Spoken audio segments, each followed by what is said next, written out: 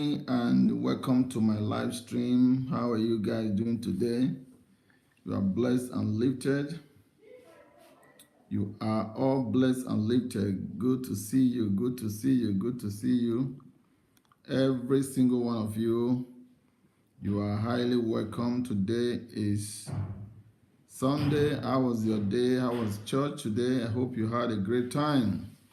Let God's name be glorified. I greet you in the name of the Lord.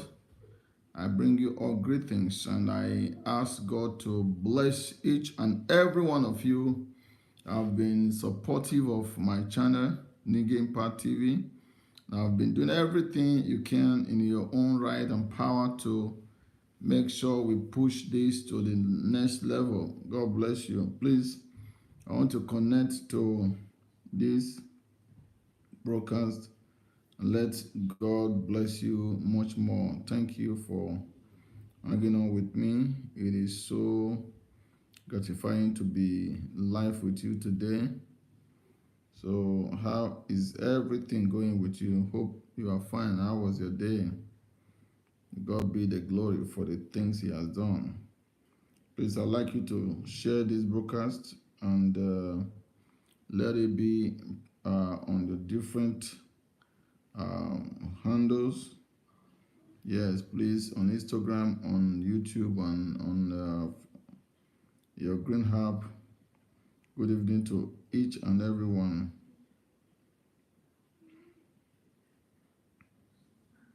So please, yes, I want you to signify. Let me know you are there. Hands for Africa is here. God bless you. Thank you for coming up and showing up on this. You are blessed and lifted.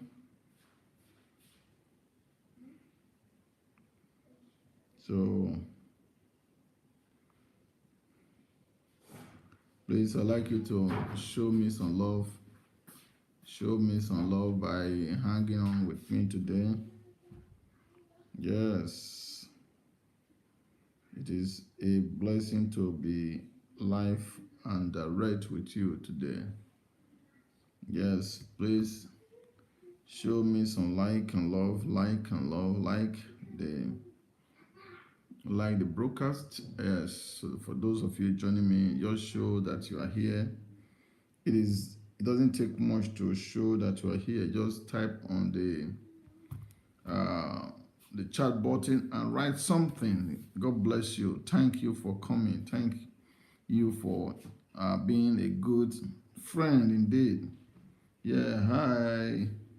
Dagmar Mountains, God bless you. How are you doing? Good to have you, Dagmar Mountain. God bless you. I am so honored to have you with me. So you are blessed and lifted. Every single one of you here, I bless you. I bless you. I bless you. Thank you for showing up on this live screen. May God's name be glorified in your life. May you be an instrument of divine honor. Yes, we're talking about a very important topic today. We're talking about the understanding the types of relationship, types and intricacies, the very double-sided parts of relationship that people don't usually think about. So that is our topic. Yes, I know I was able to enumerate the types of relationship we have. One with God, type of relationship we have. The first one is the one we have with God Almighty. The second one is the one we have with our spouses and then our neighbors. Then, of course, the extended family, then friends and loved ones at workplace, then relationship in the community. Yes, I was able to list at least 10 types of relationship that are common out there. So we know how to have understanding. So people, when they talk about relationship today, they usually focus on a relationship between friends, man and his wife, and that is what people term as relationship.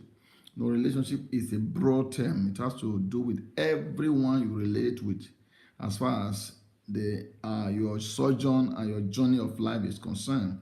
Please give me a thumbs up. Please give me a thumbs up. All of you guys, yes, give me a thumbs up. Make sure that you just hit that thumbs up, that like button.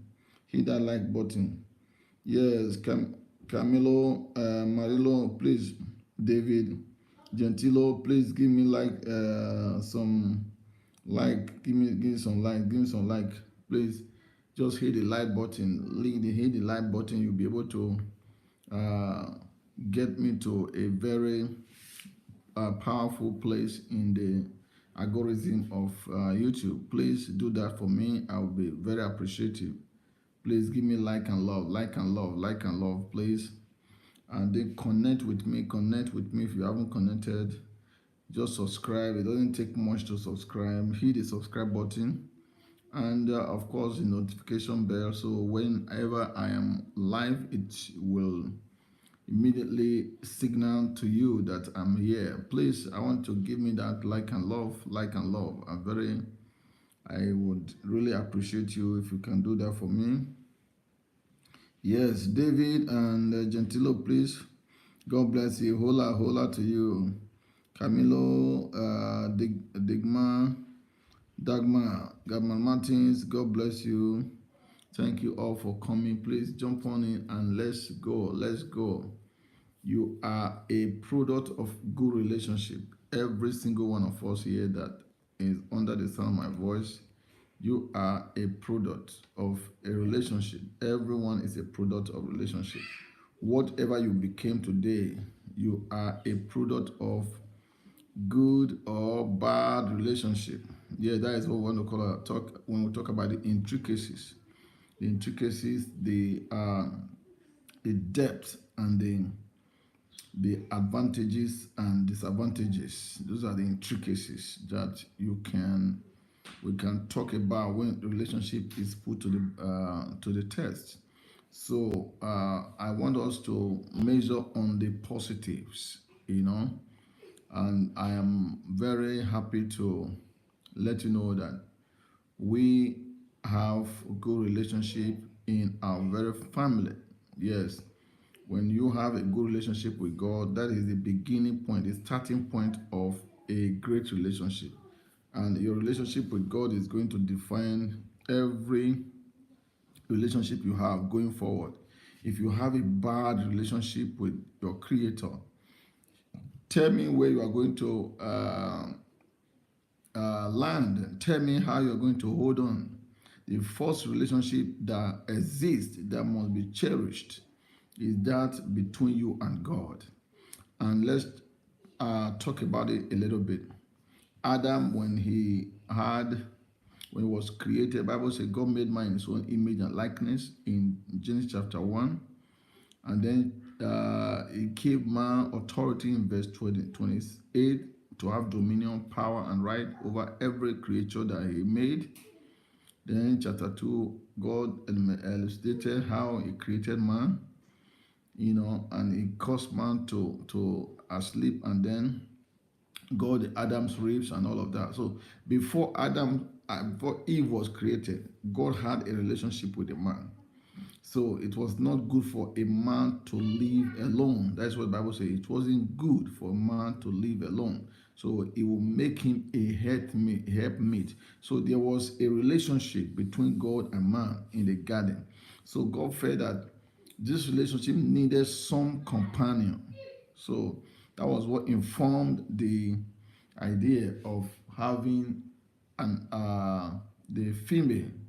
So God created a female by the name of Eve, and Bible says after Adam woke up, he saw Eve and said, "This is now the bone of my bone and the flesh of my flesh. She shall be called woman, because she shall become the mother of all the living."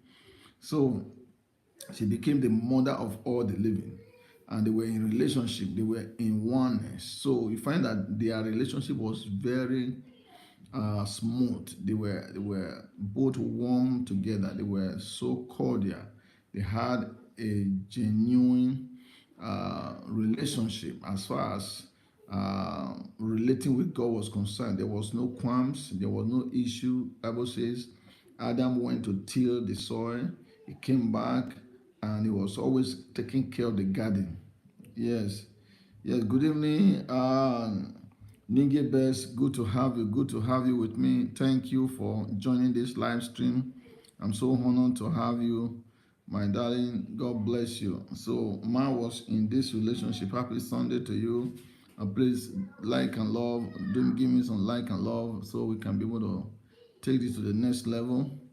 Yes. So, Ma was in this relationship and was doing well. He was doing very well. And the Bible says that man had everything going on well for him. Yes, he had everything going on well for him.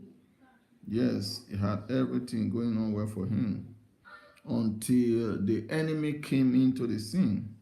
So it was the relationship with the outside garden, external being, external force. So it is what brings some what the beginning point of our struggle in relationship if we are on the union level between man and wife is when a third party interferes or infiltrates into that relationship. It becomes a struggle, it becomes a bad uh, experience. So I want to say that Ma would have been living just too fine without, if it is to live, if he or she is to live within the confines of the relationship that does not involve the third party. So, but once a third party is involved, it will become problematic. So that's what we're talking about. Problematic relationship is when a third party gets involved in it. I don't know about you, who is interfering in your marriage. Is it a third party? Is it the external extended family that is interfering? Is it the yes nuclear family, or is it the children that are interfering? Who is it that is interfering? Because we're told that the third party that interfered in the case of Adam and Eve were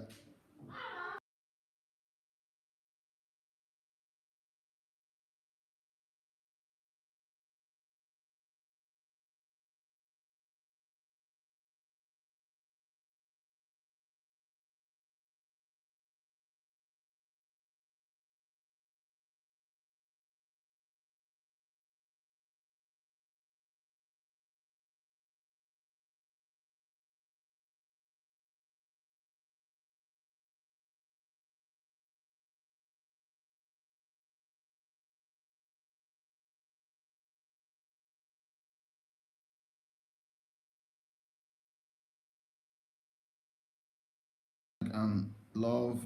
As I said, it is the outside interference that usually determines what and how the relationship, the level the relationship turns. So I like you to understand that it is the external interference, either an individual, a friend, or a family member or whoever that becomes a third party that makes a relationship sometimes turn sour. If your relationship turns sour, just check the last time you check. Just check if it's not the influence of the third party. And these third party are very dangerous. If care is not taken, they will mess up your marriage. They will mess up your relationship. So in the case of Adam and Eve, it was Satan, it was the serpent that came in. And the serpent came and told a lie. And when a lie is told in in a relationship, it becomes problematic. It becomes problematic. So that was what happened. So yes, I don't know who's telling lies around you. how to kick the liar out, kick the liar out, kick the liar out, so that you can be able to.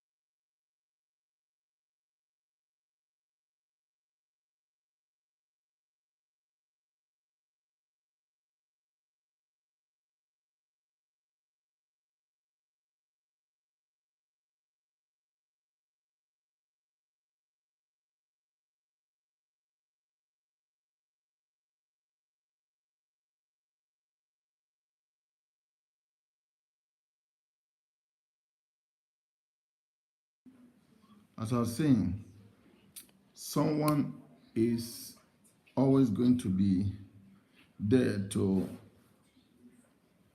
put the become the agent that the enemy would always use at any given point in time. So we must be able to spot who that agent of Satan is.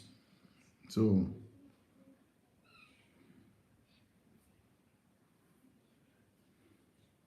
we must be able to spot who that Satan and the agent of darkness is that we want to put asunder in what God has put together.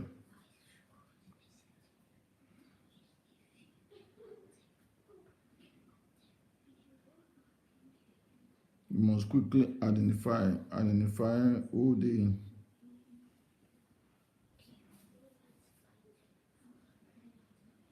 the enemy.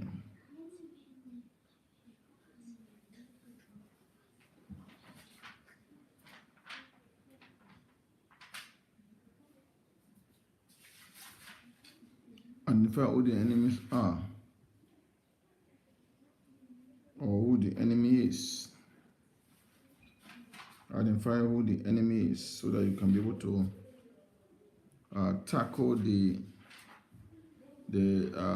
wicked and get them out of your life. Get them out of your life so quick, so fast, so that they will not dig deeper into your life to destroy what God has put together. So, yeah, we were talking about the relationship between the father and or the parents and the children, which is the very important one.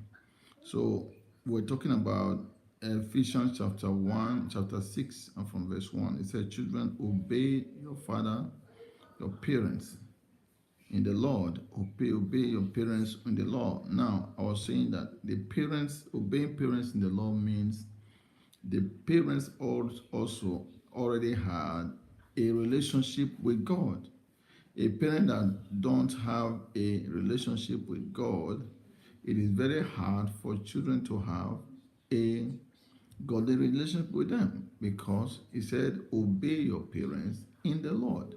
So it would have been, it must be that a parent is already enjoying a relationship with Father to be able to necessitate and provoke the children, uh, obeying them in the Lord. So that is the way it goes. And I pray that you'll be able to understand that if you must have a godly sibling, a godly offspring, a godly children raised uh, by God through you, you must be able to be the one to obey God first. Just imagine what happened. Bible says Cain and Abel were in the garden, and Adam and Eve were already in the garden. They had Cain after the sin, the fall. Immediately the fall happened. Bible says the garden was it was communicated from the garden.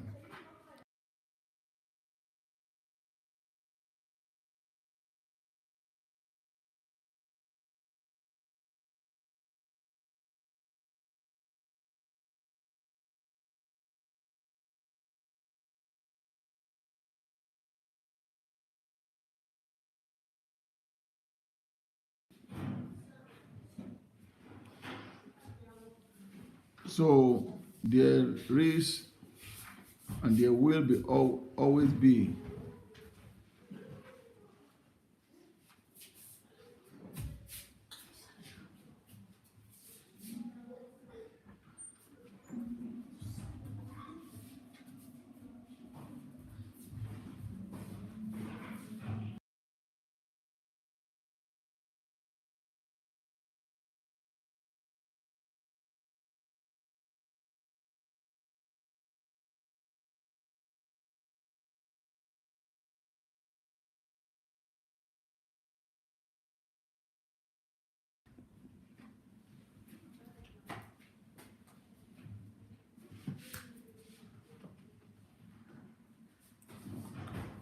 So you must be a child that is following after righteousness and after godliness to be able to obey your parents. Continue. So if you find yourself not obeying your parents, it means your heart is already destroyed. The Bible says, as soon as Adam and Eve were exterminated from the garden and they had children, the sin became a gene that flowed in their vein. So the generic nature of the sinful man was powerful to the point that they inherited everything their father and their parents indeed were doing. So that was why Bible says, as for one man sin came into the world, so also through one man, Christ Jesus, through his obedience, righteousness came to the world through his death and through his resurrection. So, yes, disobedience was through Adam, and all the offsprings afterward followed suit. Now, if we say a children must obey their parents in the Lord, it is a very difficult thing to do, because the parents cannot be children cannot follow that kind of trajectory if the parents themselves are not doing what they are supposed to do. So it is very, very important that parents take note of the way they live their life. Parents must show good example to their kids. Parents must always show good examples to their children. In that way, the children can adapt into an environment where they follow what their parents are doing, and then you find out that it will flow down.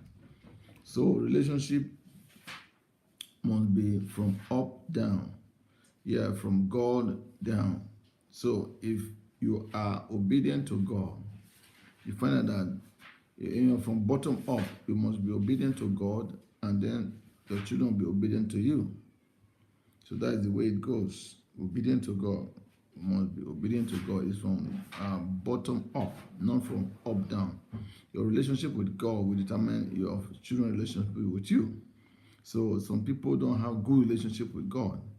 So you can't inculcate what you can't teach your children the fear of God.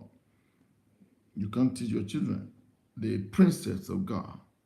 You can't teach your children to do what is right. Why? Because you have no root in God. Your heart is not connected to God. How can you give what you don't have? So it is your relationship that determine what you get in God.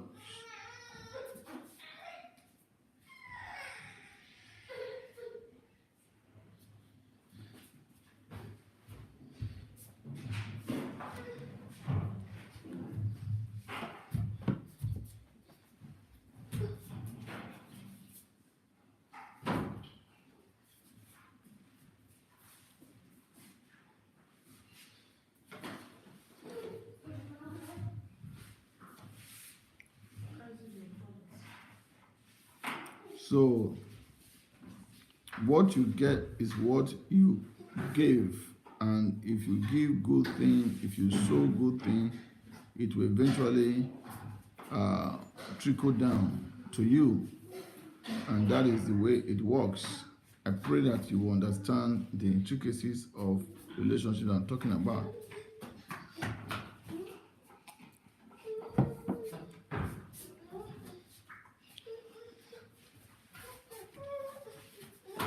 You must understand the intricacies of relationship I'm talking about. If you have a good one, then it will trickle down on your children and your children's children. So you recall the Bible says, and God said unto Abraham, I know that Abraham will teach his children after him. Meaning he knew that the children would eventually follow after God's order because their father was doing the same. So, and Abraham was always at it. He was always giving the children instruction. Was always giving the children the right instruction on what to do and what not to do. So they were already living the life. So that was how God says, I know that he will teach his children after him. So it is very important that we teach the children, our children after us, so that they will follow after the order that we have taken.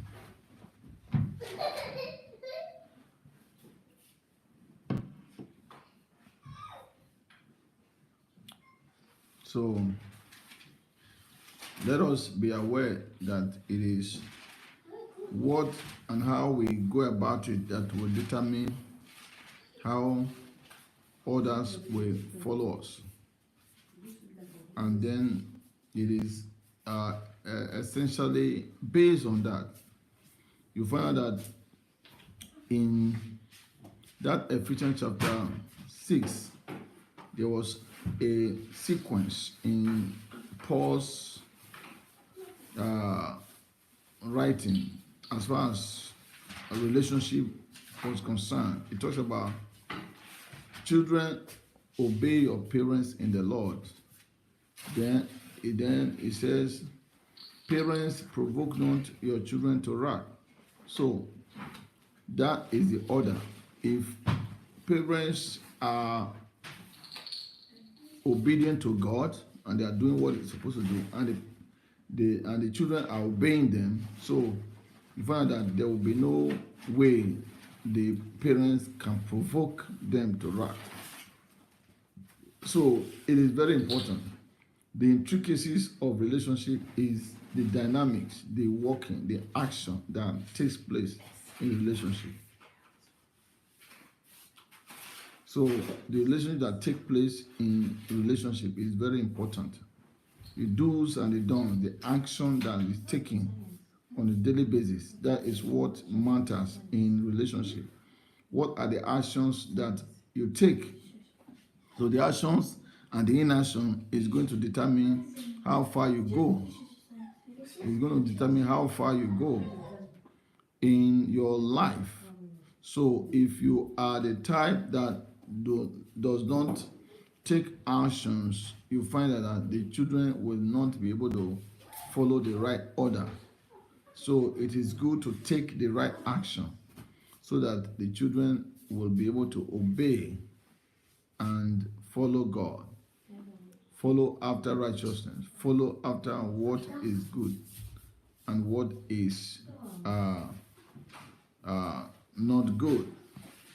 The good and the bad and the ugly are always there, but it is the teaching you lay down, the principles you lay down, that will determine what happens. It is the principle you lay down that will determine what happens to the relationship. So take action by being obedient. Then do not provoke your children to wrath, and children must obey their parents in the Lord, just as their parents are obeying God. Children should obey God as well, so that their days, Bible says, so that their days might be long, that their days may be long on the earth. So you have to understand that what happens to the child going forward into adult life is going to be predicated upon the action he or she takes growing up in relationship with the parents. Some children do not have good relationship with their parents, and it's going to affect them going forward in future, because you need the right advice from your parents to be able to grow, to be able to live, to be able to do what you got to do. So you just have to understand that our society is what it is today because of lack of relationship. Yes, imagine the parents having no time to spend to talk to the children, to direct them in the way of God. What happens? The child is going to listen to the third force, the third voice, and the third voice is always a very delicate one. Yes, the third party is always a delicate balance to strike. So they are very hard to understand and deal with. So what happens then? Bible says just about when the seed had been sown, the enemy came and sowed tares amongst the wheat. So just about when the sower sowed the seed, the enemy came around and sowed tares among the wheat. So imagine the father and parents inculcating the right value in the children, and the child goes to school and listens to the trash they have been taught. Some of them are taught the trash, to disobey, to do what the society is dictating, not what God is saying. So the society, the society has so possessed the school system in some countries, some quarter, in some domain, to the point that they teach the children wrong values. Wrong values are taught in schools. Disobedience, how to not do the right thing. Yes, how to rebel, how to call the police on your parents when they are being instructed the right way. Bible says, do not take the rod of correction from your children. And then that is where they are going to learn. And if they are not learning the right way, the enemy is going to possess their heart. Possess their heart, because the world out there is so dangerous. They are teaching about all manner of things, drug, teaching about, yes, the wrong lifestyle. And you find that many children are not living well, living wrong. And before you know it, because many hands spoil the broth. Yes, the parents teach one thing at home, they are hearing another thing from school, they don't know which one to believe, and the third party will come and say, well, just do what you feel like doing. and they listen to the feebles, they listen to the wrong advice. And before you know it, they take to arms, and the next time you hear them, they are going to be on the news, blowing the head of people out, blowing the head of people up with all kinds of dangerous weapons. So that is the trend in our society. So we must be very careful what we teach our children. Also, train up a child in the way he should go, that when he's old, he shall not depart from it. So, train up a child the way he should go, so that when he's old, he will not depart from it. God is saying that we should train up our children so they don't have to depart from the way of God. Yes, because there are forces that are fighting them, forces that are so inimical to their faith, forces that are so inimical to their growth, forces that are out there that don't want them to achieve and uh, fulfill destiny. So these forces are up and running on a daily basis, trying to kill that vision, trying to kill the seed that the parents are sowing in the children. So we must be very vehement. We must be very, as parents, we have to stand.